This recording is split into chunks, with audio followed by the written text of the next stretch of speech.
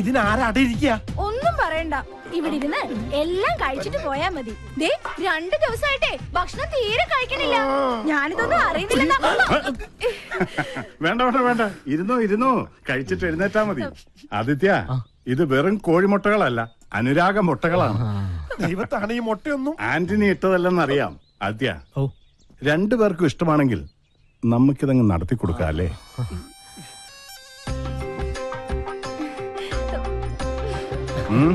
കൊടുക്കണം, കൊടുക്കുന്നുണ്ട്. കോഴിമുട്ടയിൽ കൂടോത്രമെന്ന് കേട്ടിട്ടുണ്ട്, മുട്ടയിൽ പ്രേമം ആദ്യമായിട്ടാ. കഴിച്ചു കൃഷ്ണ, എങ്ങനെയാ പല തറവാടുകളും നശിച്ചത്. നമസ്തേ. ആദിത്യന്റെ ഒരു അകന്ന ബന്ധു കൂടിയാണെന്ന് ഇവനിപ്പൊ പറഞ്ഞപ്പോഴാണ് അറിഞ്ഞത്. തന്നെ കൊണ്ട് അധികം പണികൾ ചെയ്യിക്കണ്ട എന്ന റെക്കമെൻഡുമായിട്ട് വന്നിരിക്കുകയാണ് ഇയാൾ. മാനേജർ ഒരു കാര്യം പറഞ്ഞാൽ കേൾക്കാതിരിക്കാൻ പറ്റില്ല. അതുകൊണ്ട് ഇന്നു മുതൽ തറവാടിനുള്ളിലെ കാര്യങ്ങൾ ശ്രദ്ധിച്ചാ മതി. എന്താടോ പോരെ?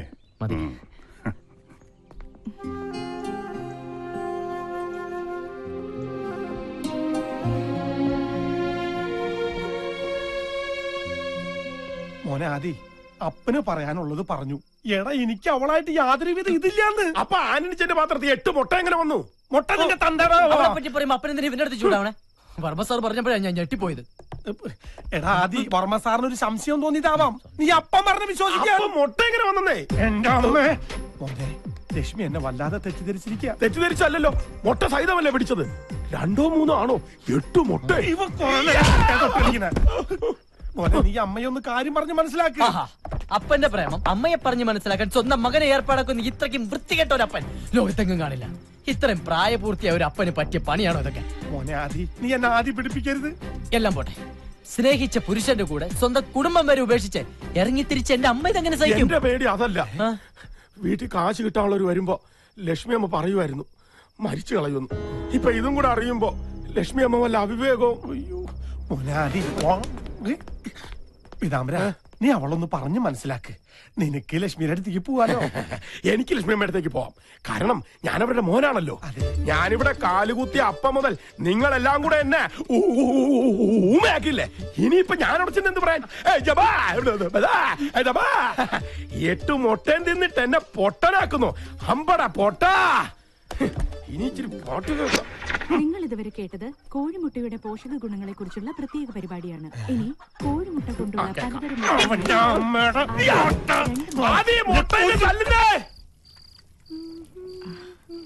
അയ്യോ, ഇതൊക്കെ ഞാൻ ഒറ്റയ്ക്ക് ചെയ്തോളാം ചേച്ചി. ഞാനൊന്ന് നടുനിവർത്തണമെങ്കിൽ പാതിരാ കഴിയും. കുഴപ്പമില്ല. ഒന്ന് വേഗം പോയി കുളിച്ചിട്ട് വാടി. പെണ്ണിന്റെ കാര്യം.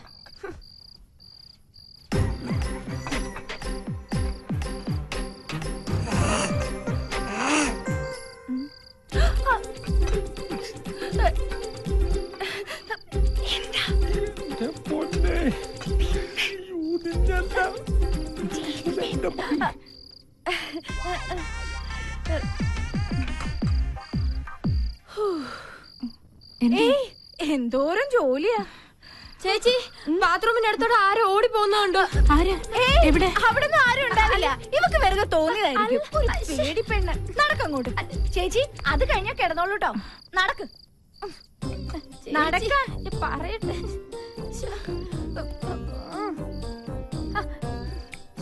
ഇവിടെ എങ്ങും ആരും ഇല്ലെന്ന്.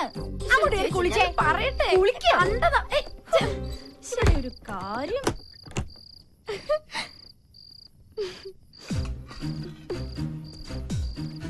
ലക്ഷ്മി, ലക്ഷ്മി, ലക്ഷ്മി, ഇവിടെ.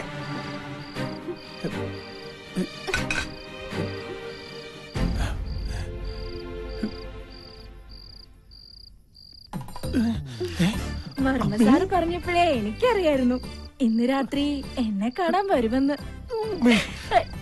നീയും വർമ്മ സാറും കൂടി എന്നെ വറുത്ത് തിന്നടി. കൊണ്ടാറാണ്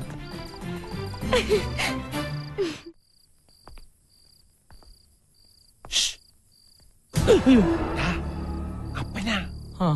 അപ്പനെന്താ ഇരുട്ടത്ത്? എന്തിയെ പേടിച്ചോ? ഇതല്ലാതെ അപ്പനിങ്ങനെ ഇരുട്ടത്ത് ഒന്ന് പല്ലടിച്ച് കാണിച്ചു കഴിഞ്ഞാൽ പിന്നെ ഇരുട്ട് വരെ പേടിച്ചു പോകൂലേ? ആദ്യേ അമ്മേനെ കാണാൻ അപ്പൻ അടുക്കള വഴിക്ക് ഒരു ശ്രമം നടത്തിയിടാ. എന്നെ തിരിഞ്ഞു പോലും നോക്കില്ല അവള്. മറ്റവള് നോക്കിയിട്ടുണ്ടാവുമല്ലോ. എന്റെ മോനെ. ഓ, ഓരോന്ന് വരുത്തി വെച്ചിട്ട് നിന്ന് മൂങ്ങുന്ന കണ്ടില്ലേ? അതെ, അവിടെ തന്നെ നിന്നോ, ഞാൻ അമ്മയെ ഒന്ന് ചാക്കിട്ട് നോക്കാം. പിന്നെ ഈ ഇരുട്ടില് ചിരിക്കാതെ നിന്നോളണം. ഇതിലിരുട്ടേതാ അപ്പനേതാ? അത്രയ്ക്ക് കറുപ്പാണല്ലോ അപ്പന്. കറുപ്പ് നിന്റെ അപ്പനാടാ. ഇരുട്ടത്തപ്പ നീയൊക്കെ ഇരുട്ടി തപ്പൂടാ. അപ്പം വല്ല മോനായിരുന്നെങ്കിൽ രണ്ടടിയെങ്കിലും കൊടുക്കായിരുന്നു. ഇപ്പൊ അതും പറ്റില്ല.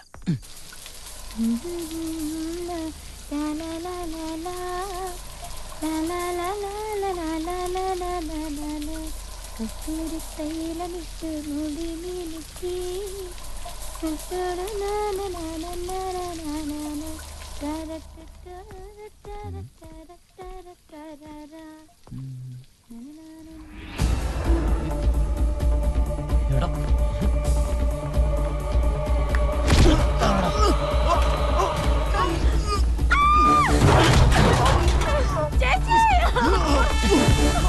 പിള്ളേര് കുളിക്കുന്നത് അതില് പുറത്ത് തള്ളണം. ഇന്നത്തോടെ നിർത്തി തരണം നിന്റെ മൊബൈൽ ഗെയിം.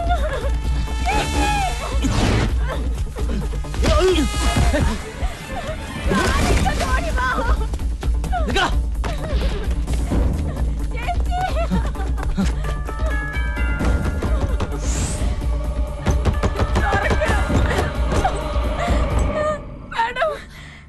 കുളിക്കുമ്പോ ഞാൻ അറിയാത്ത മൊബൈൽ ഫോണിലെ ക്യാമറയിൽ എന്നെ വിട. ഞാൻ ഒന്ന് പറയട്ടെ. എന്നെ വിട. ഒന്നും പറയണ്ട.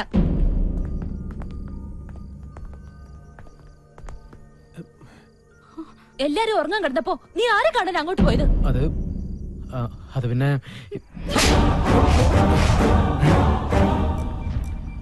മോളെ,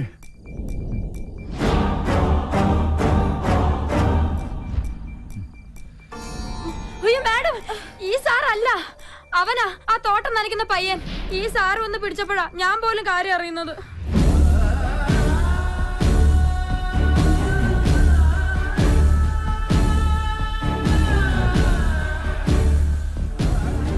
സാറേ, പിഴച്ച വഴിക്കൊന്നും പോവില്ലെന്ന് ആന്റണിക്ക് ഉറപ്പുള്ളതുകൊണ്ടാ ഞാൻ ആദ്യം സാറിനെ പരിചയപ്പെടുത്തിയത്. സാറിന്റെ മകൾ ഇവിടുത്തെ രാജകുമാരിയാണെങ്കിൽ ഈ നിൽക്കുന്നത് ഞങ്ങളുടെ രാജകുമാരനാ.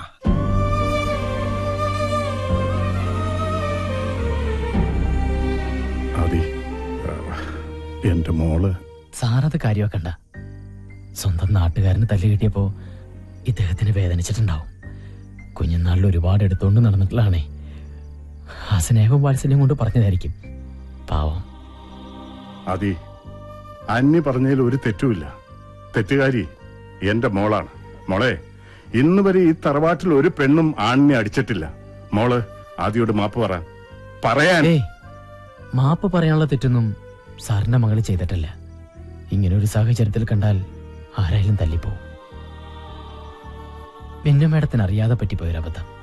ഞാനത് ക്ഷമിച്ചിരിക്കുന്നു. അബദ്ധം പറ്റിയവരോട് ക്ഷമിക്കുന്നിടത്താണ് നമ്മുടെ മനസ്സിന്റെ മഹത്വം നമ്മളെ കാണിക്കേണ്ടത്. Good night.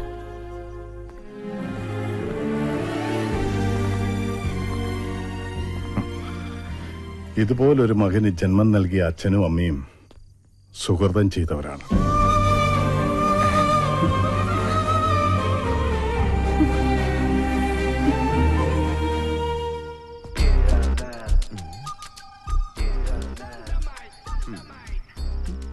ബ്ലൂടൂത്ത് ഓണായി. ഈശ്വര, സാധനം കിട്ടണമേ.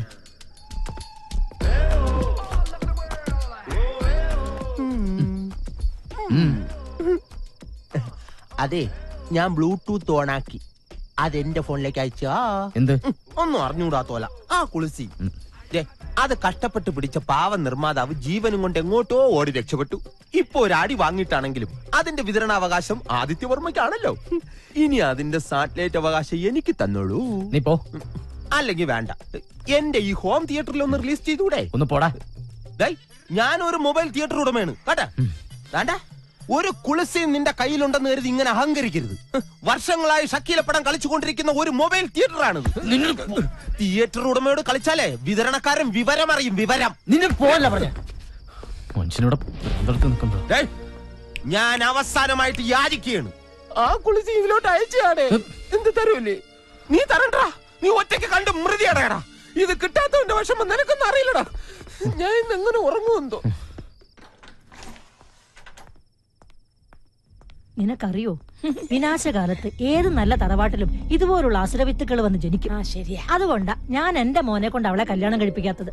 കാണാനൊക്കെ സുന്ദരിയാ, പക്ഷേ മനസ്സ് രാക്ഷസിയുടെ. ഏട്ടത്തി പറയുന്നത് ശരിയാ. അവള് രാക്ഷസി തന്നെയാ, നിധി കാക്കുന്ന രാക്ഷസി.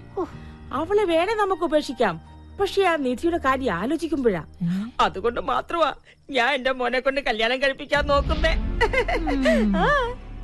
എന്റെ ഭഗവാനെ, ഇതൊന്നും കാണാൻ ഇടവരുത്താതെ നീ നാത്തൂനെ നേരത്തെ വിളിച്ചത് എത്ര നന്നായി.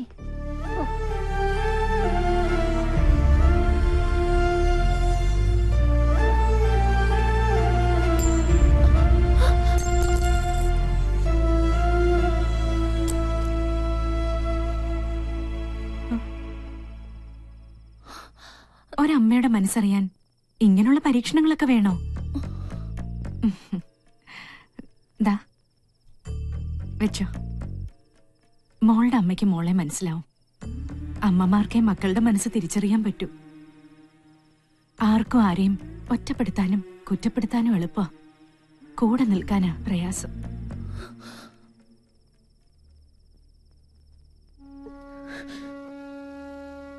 പറയണത് ഇഷ്ടമാവുന്നില്ലെങ്കിൽ ഞാൻ പോവാം. എനിക്കെന്തോ കുട്ടിയെ ഓർത്തിട്ട് കിടന്നുറങ്ങാൻ തോന്നിയില്ല. നമ്മുടെ കണ്ണു നിറയുമ്പോ സ്നേഹത്തോടെ കണ്ണീര് തുടച്ചു തരാൻ ഒരാളുണ്ടെങ്കിൽ കണ്ണു നിറഞ്ഞതിന്റെ കാരണം നമ്മൾ മറന്നുപോകും. പക്ഷെ അങ്ങനെ ഒരാളില്ലെങ്കിൽ അത് വല്ലാത്തൊരു ഒറ്റപ്പെടല.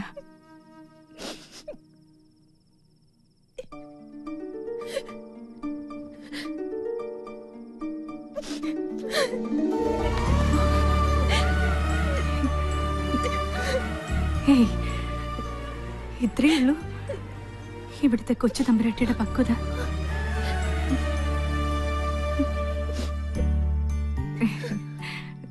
സമയം കുറേയായി. മോള് കിടന്നോ?